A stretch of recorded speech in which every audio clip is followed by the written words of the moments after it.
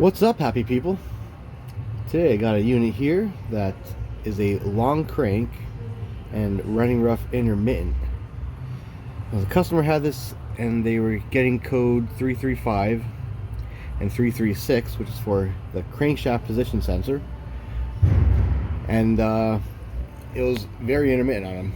Going down the road, the thing would run like a bag of marbles, and then it would clear up, run good, and then it would have a long crank intermittently as well. So they replaced the sensor, didn't fix it, replaced the ECM, which is what I had it here for, because they had to program it. So I programmed the ECM and we are stuck. Anyways, I tested the harness, made sure I had my 5 volts. There's our crankshaft position sensor right down there. Lovely spot to get to it. Made sure I had my 5 volts on the VREF circuit, ground, and then tested the continuity on the signal circuit and all circuits going back to the ECM, and they're all good. Plugged it back in, still long crank, and I noticed my RPMs are reading very poor. So I think I know what the problem is, but I didn't fix it yet because I just want to show what's going on. So I'll get this key on.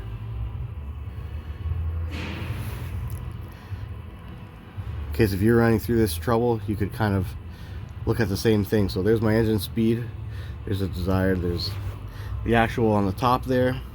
I'm going to crank this thing.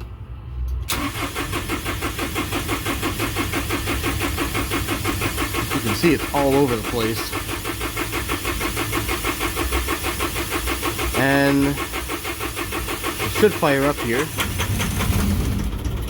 Oh, there we go. So that was an excessively long crank, and you can see the speeds were jumping around. Engine's running good. Our RPMs are actually reading almost 900, but our engine speed in the ECMs, we're looking at 24. I can rev it up.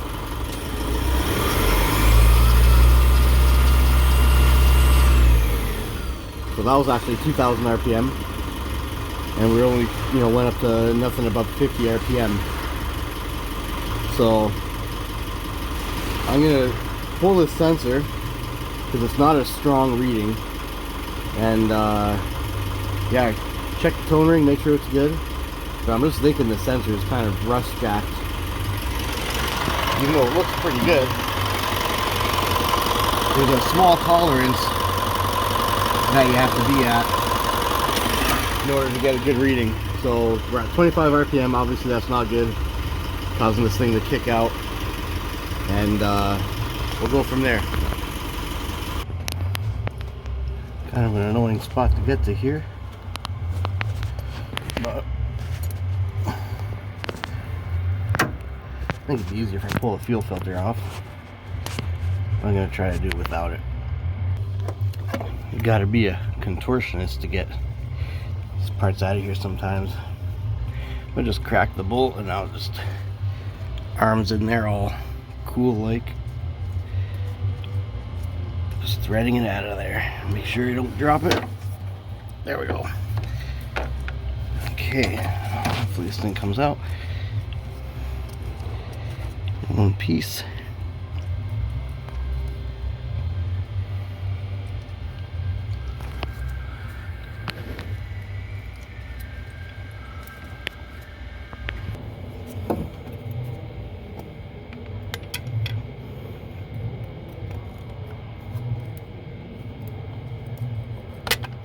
There we go. Make sure there's no metal or debris on the end of this sensor, because that would cause interference.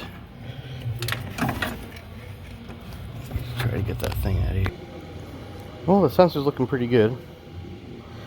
There's not a buildup of metal or debris on it.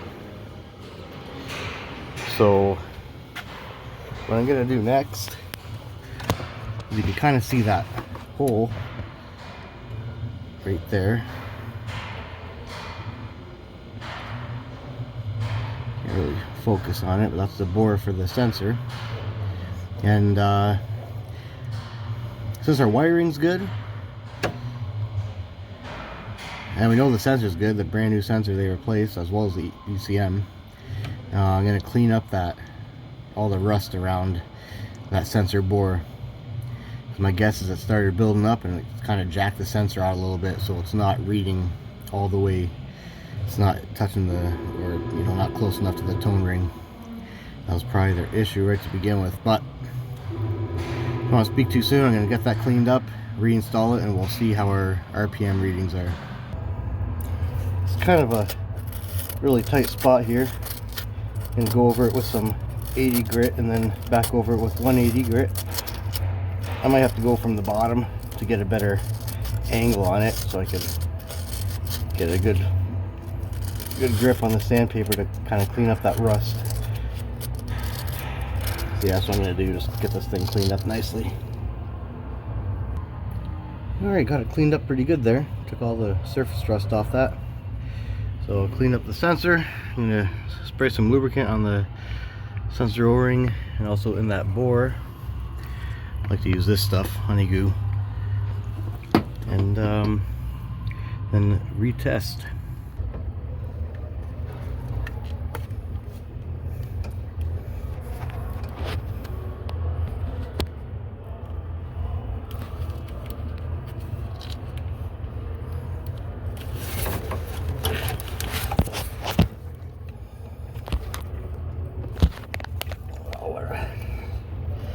What a position this is in.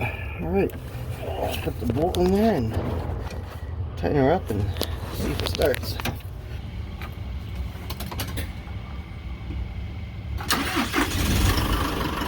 Wow. Man. Looks like we got it.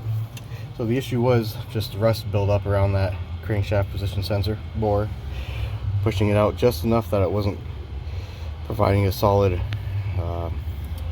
reading back to the ECM from the tone ring. That's all it takes. Just like probably like 15 thou, 20 thou, and that was that. So yep, that's all she wrote. So if you're having this issue, at least you know what to check. While that crankshaft position sensor's out, you know what, might as well replace it if it hasn't been done before, especially on an older unit like this, 2012. But if you're in a bind, then try cleaning it up, putting it back, and seeing if it gets you out of a rut. Alright, hopefully this helps someone else. You guys have a great day.